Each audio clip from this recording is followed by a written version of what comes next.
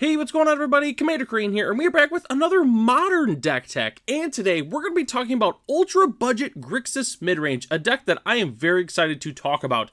As always, at the end of the video, let me know in the comment section below, what do you think about this deck? Is there a specific card that I should have put in this deck, or what would you put in this deck to upgrade it? Just let me know in the comment section. So it's been quite some time since I've shared a modern list here on the channel, and obviously, as everyone knows, I typically talk about Pioneer, a little bit of Standard. I used to do a little bit of Modern, but largely just based on how the format is as a whole, I kind of pivoted away from it. But recently I got a suggestion from Fards, longtime subscriber of the channel. Huge shout out to Fards. Thank you for all your support you've given me since I've been doing this. But anyways, so Fards asked if I could do a budget Grixis mid-range list in Modern for about $20.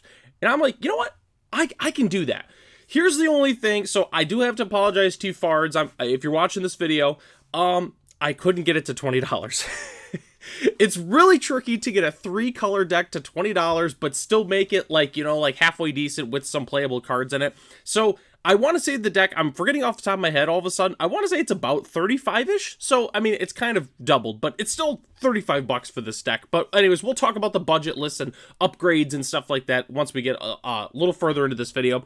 But I also wanted to feature a Final Fantasy card. And I was thinking, like, what could I actually do to feature a Final Fantasy card that makes sense in this deck? And I'm really happy with the one that I chose, which it works out that it is a creature, and we have 12 creatures in this deck. So the idea, we stick one of these cheap creatures, we use our really good removal and counter spells and stuff, keep up the tempo, keep up a little bit of pressure, and ultimately win the game. That's what we're trying to do here. So, the 12 creatures that we're playing in this deck, we're playing 4 Delver Secrets, 4 Dragon's Rage Channeler, and 4 copies of Toneberry. Toneberry, the new salamander horror that everyone loves, apparently. I don't know, I don't play Final Fantasy, but this card is sweet. So obviously, let's go and talk about all of them. So Delver Secrets, pretty self-explanatory. We're playing a ton of instants and sorceries in our deck, so that way we can transform our Delver into Insectile Aberration. 3/2 flyer, very solid card. Dragon's Rage Channeler, basically the new Delver. Card is fantastic. Whenever you cast a non-creature spell, use Surveil 1. And then as long as we are delirious, we get, Dragon's Rage Channeler gets +2/+2 as flying, and attacks each combat if able. And then Toneberry, it does enter tapped with a stun counter on it, so it's going to be until turn 3 to really be able to use this thing. But during our turn, it gets First Strike and Death Touch, which is pretty darn good. So it's a really fantastic attacker. Not so good on defense, obviously, but attacking, this thing is pesky. And that's why we're playing 4 copies of Toneberry. So let's go and talk about the non-creature spells that we're playing in this deck, which we are playing a ton of them. So first one, we're playing 4 copies of Mishra's Bauble. I was able to fit 4 of these in the list. It obviously works really, really well with Dragon's Rage Channeler. We're playing Darcy. We had to play Mishra's Bauble. It just kind of made sense. We're also playing 4 copies of Inquisition of Kozilek. We're not playing any Thoughtseize in this deck, obviously, because we are an ultra budget list, so that's why we're playing 4 copies of Inquisition, but still really happy with it. It doesn't feel great if you're playing against, like, Eldrazi, but other than that, it feels pretty good playing this card just in general. We're also playing 4 copies of Expressive Iteration. It was kind of weird putting this in a deck just because it is banned in Pioneer, but the card is absolutely fantastic. Expressive Iteration, if you have not cast the card, you've got to cast it to know how good it actually is. We are also playing 3 copies of Lightning Bolt and 1 copy of Tarfire. Might seem a little bit weird, but we just want to be able to hit the Delirium a little bit better, and the Tribal, I guess it's considered, I think, Typal now, or Kindred or something, but regardless, it still helps with the Delirium, so that's why we're playing the 3 Lightning Bolt and 1 Tarfire. And then we're also playing 4 copies of Unholy Eat. Once again, with Delirium, being able to deal 6 damage for 1 red mana is absolutely insane, and that's why I really like this burn package that we're currently playing in the deck.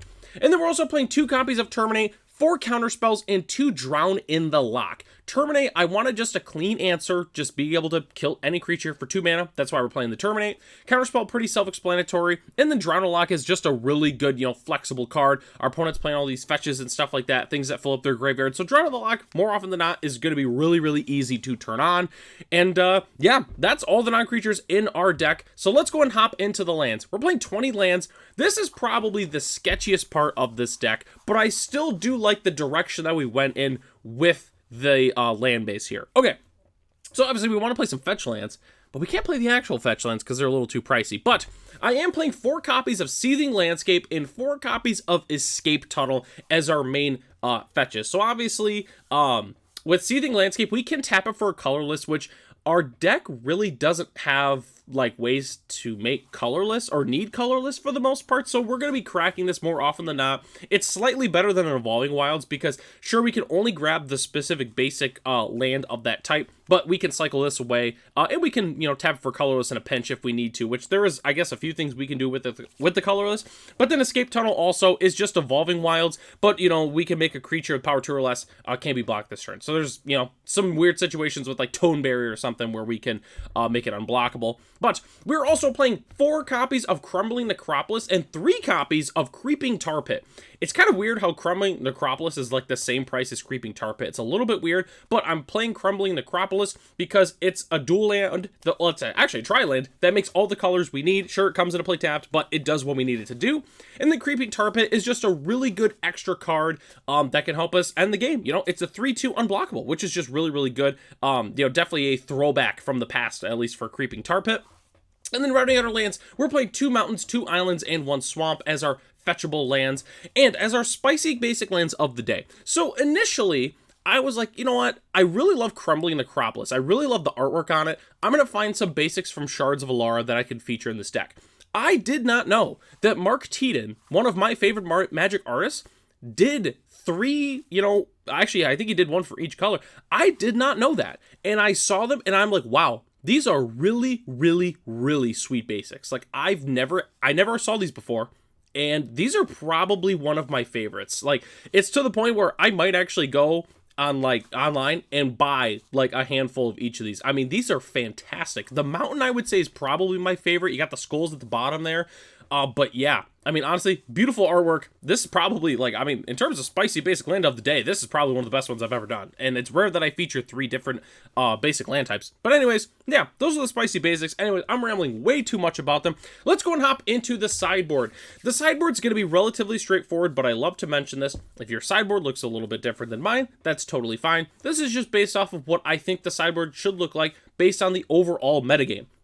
So, we're playing 3 copies of Spell Pierce. Spell Pierce, fantastic card. That's why we're playing 3 in the sideboard. We're also playing 2 more Terminates. I wanted 2 more sources of just, you know, hard removal. It can answer anything. That's why I really like the Terminates.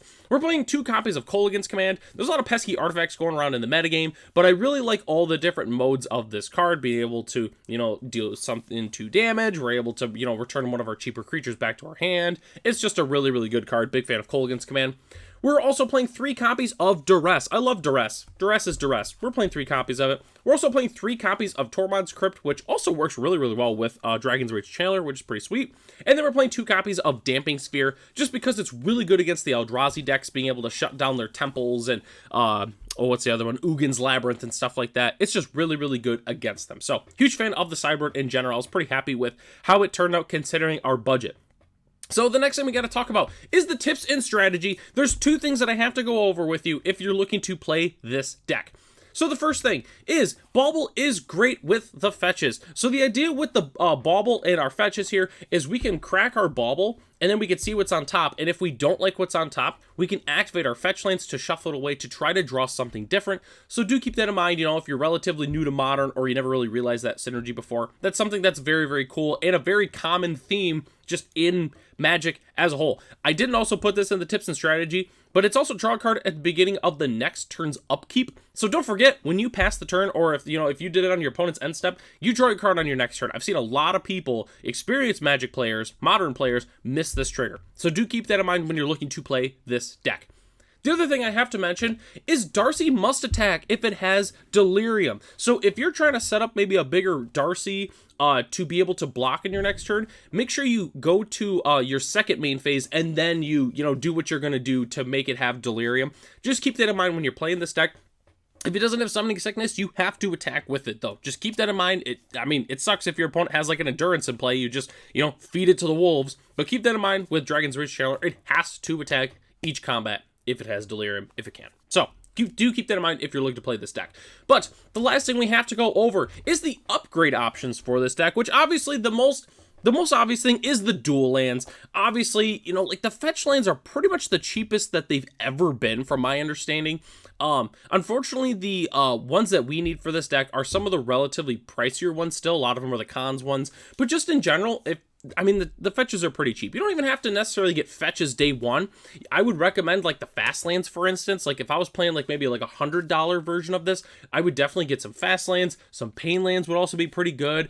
That's what I would recommend. You could also play cards like Psychic Frog and Ragavan, which are both really, really strong. They're really just strict upgrades for basically what we're playing already.